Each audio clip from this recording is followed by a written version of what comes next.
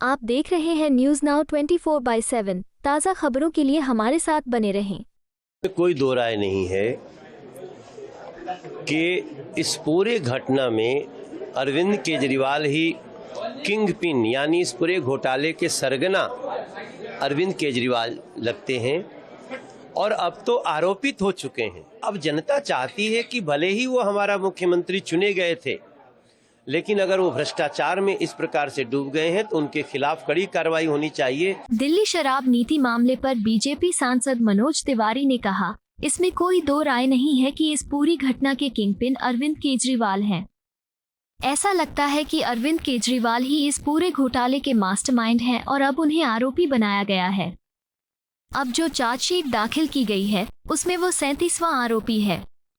और सबसे खास बात तो ये है कि कोर्ट के जज ने ये सब देखने के बाद कहा है कि उसके खिलाफ पर्याप्त सबूत हैं, जिसके आधार पर दोषी के खिलाफ आगे की कार्रवाई की जानी चाहिए। कोई दो राय नहीं है कि इस पूरे घटना में अरविंद केजरीवाल ही किंग पिन यानी इस पूरे घोटाले के सरगना अरविंद केजरीवाल लगते हैं और अब तो आरोपित हो चुके हैं।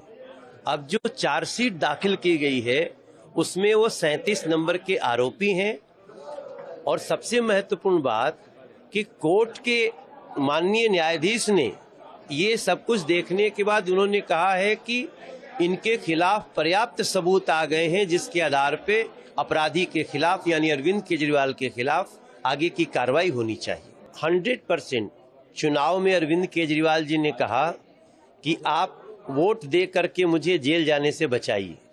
जनता ने उनको वोट नहीं दिया, तो जनता ने एक प्रकार से तो रेफरेंडम अरविंद केजरीवाल ने मांगा और जनता ने दे दिया। तो इसके बाद अब जनता चाहती है कि भले ही वो हमारा मुख्यमंत्री चुने गए थे, लेकिन अगर वो भ्रष्टाचार में इस प्रकार से डूब गए हैं तो उनके खिलाफ कड़ी कार्रवाई होनी चाहिए। इसलिए जनता ने उनको वोट देके जिताया भी नहीं। देखिए, कांग्रेस का तो जो इतिहास है वो कभी भी किसी का होने का नहीं है।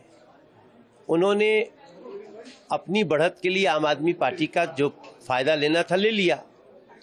अब वो अलग हैं और दोनों पार्टियों का जो मूल है वो भ्रष्टाचार में लिप्त है। दोनों पार्टियों का जो आचरण है वो समाज विरोधी है। दोनों पार्टियों का जो आचरण है वो कहीं न कहीं देश विरोधियों को सहयोग करने वाला है। ऐसे में ये अलग तो इनको होना ही था, ये कभी एक नहीं थे। लेकिन आगे दिल्ली की दुर्दशा में यही दोनों कारण हैं। दोनों को दिल्ली की जनता पहचान चुकी है और अब वो इन पे भरोसा नहीं करेगी, बीजेपी को चुनेगी। आपको यह वीडियो पसंद आया हो तो इसे लाइक करें, हमारे चैनल को सब्सक्राइब करें।